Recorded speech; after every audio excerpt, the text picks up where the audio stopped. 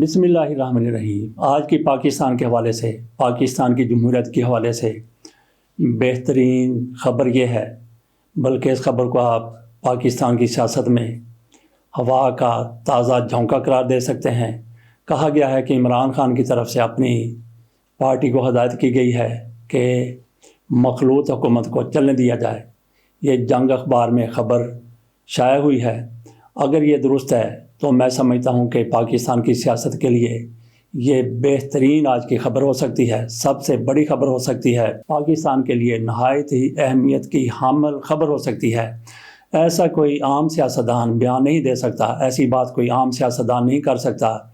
صرف وہی کر سکتا ہے جو اسٹیٹس مین ہو، جو واقعی لیڈر ہو، جو واقعی ملک کا، قوم کا، عام آدمی کا درد رکھتا ہو، کیونکہ جس طرف حالات جا رہے ہیں وہ سب کو پتہ ہے۔ اگر عمران خان مخلوط حکومت کو نہیں چلنے دیتے تو یہ حکومت نہیں چل سکے گی۔ تو ویسے سیاسی معاملات کو جس طریقے سے ٹیکل کیا جانا چاہیے، اور پھر دیکھ لیں کہ عمران خان کو کتنی زیادہ مشکلات کا سامنا ہے۔ ان کی پارٹی کے ساتھ کیا ہوا، نشستیں اب تک بھی ان کی پارٹی سے چھینی جا رہی ہیں، ہر ادارہ ان کے خلاف کھڑا ہے۔ الیکشن کمیشن کھم ٹھونک کر ایسے فیصلے کر رہا ہے جو نہ آئین میں ہیں نہ قانون کے مطابق ہیں، اپنی مرضی چلایا جا رہا ہے۔ بہرحال ان کی بھی کہیں نہ کہیں سے ڈوریں کھینچی جا رہی ہیں۔ اور پھر سپریم کورٹ اور اسلام آباد ہائی کورٹ کا ایک حصہ وہ کس طریقے سے فیصلے تحریک انصاف کے خلاف دے رہا ہے۔ ان حالات میں اگر عمران خان کہتے ہیں کہ مخلوط حکومت کو چلنے دیا جائے، تو میں سمجھتا ہوں کہ یہ عمران خان کی طرف سے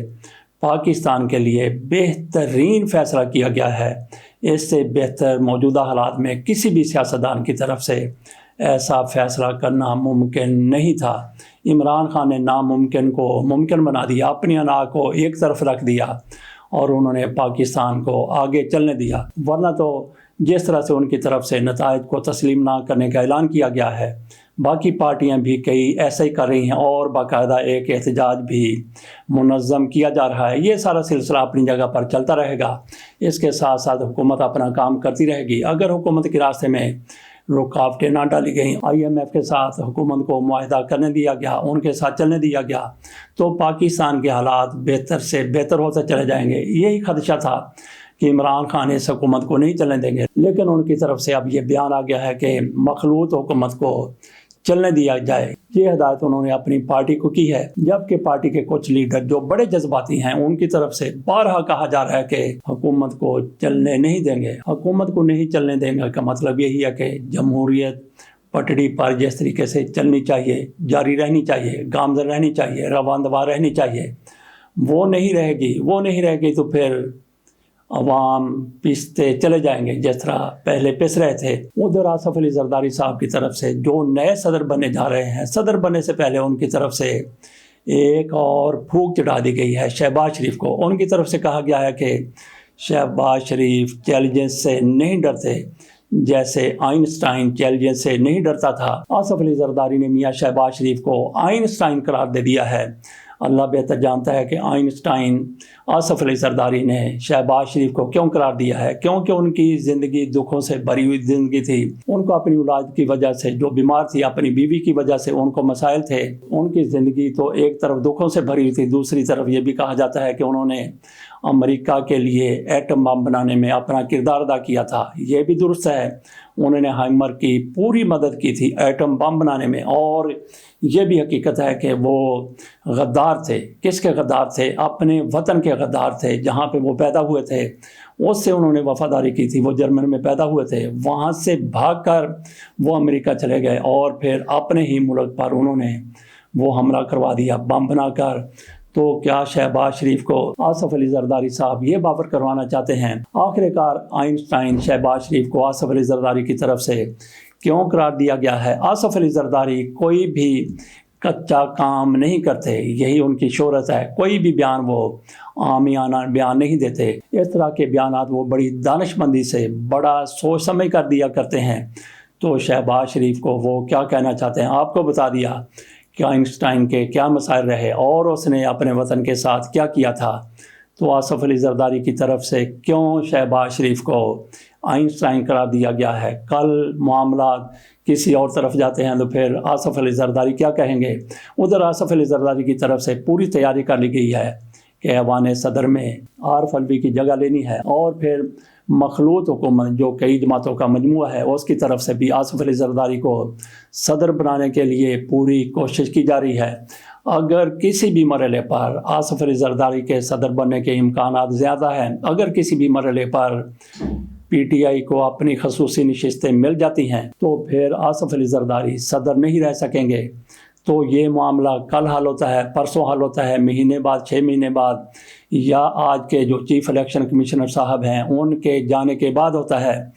جب بھی ہوتا ہے آصف علی زرداری کو نیچے آنا پڑے گا اور عمران خان کی پارٹی اپنا صدر علوی قسم کا لانے کی پوزیشن میں آ جائے گی۔ یہ جو سارا کھیل رچایا جا رہا ہے یہ صرف اور صرف آصف علی زرداری کو صدر بنانے کے لیے، اس حکومت کو مضبوط کرنے کے لیے خصوصی نشستیں جس طرح سے بلہ چھینا گیا ہے، جس طرح سے خصوصی نشستیں چھینی گئی ہیں، یہ سارے کا سارا معاملہ اسی طرف جا رہا تھا کہ عمران خان کی پارٹی 2/3 اکثریت سے جیت جاتی، مرکز میں حکومت ہوتی، پنجاب میں حکومت ہوتی، سینٹ میں ان کا چیئرمین ہوتا، صدر ان کا اپنا ہوتا۔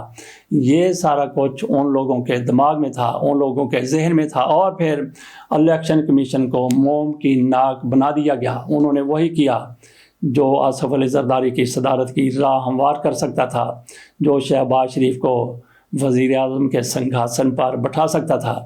بہرحال یہ پاکستان ہے، حالات بدلتے دیر نہیں لگتے، لیکن اتنی زیادہ خوش فہمی میں بھی مبتلا ہونے کی ضرورت نہیں ہے۔ سر دست آصف علی زرداری صاحب ایوان صدر جا رہے ہیں اور عارف علوی کی طرف سے ایوان صدر خالی کر دیا گیا ہے۔ اب یوں سمجھ لیں کہ گلیاں سنجیاں ہو گئی ہیں اور اس میں یہ اب سارے وڑ جائیں گے جو وہاں پہ وڑنا چاہتے ہیں، اپنی مرضی کریں گے، اپنا سکہ چلائیں گے، چمڑے کی چلاتے ہوئے نظر آئیں گے۔